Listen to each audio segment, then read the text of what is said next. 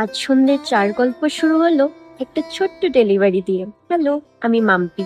অনেকদিন ধরে ইচ্ছে ছিল গার্লিক চিজ টোস্ট খাবার। বাড়িতে মোটামুটি জিনিস ছিল, কিন্তু ব্রেড নেই বলে অর্ডার করতে হলো। আমি স্ক্রিপ্ট লিখছিলাম, ঠিক সেই সময় ডেলিভারিটা চলে আসে।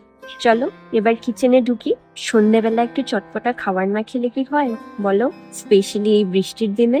তোমাদের কি এমন হয়? এই দেখো, এখন মনে পড়লো চিলি ফ্লেক্স নেই। কিছু একটা জোগাড় তো করতে হবে, তাই না? এই দুটো চিলি তো আর গ্রাইন্ড করা যাবে না, তাই এইভাবে চপ করে নিলাম। আমার গার্লিক চিজ টোস্টের প্রিপারেশনটা মোটামুটি শেষ। চলো এবার চাটা রেডি করে নিই। এই দেখো, ওভেন থেকে একদম গরম গরম বেরিয়ে এলো আমাদের গার্লিক চিজ টোস্ট।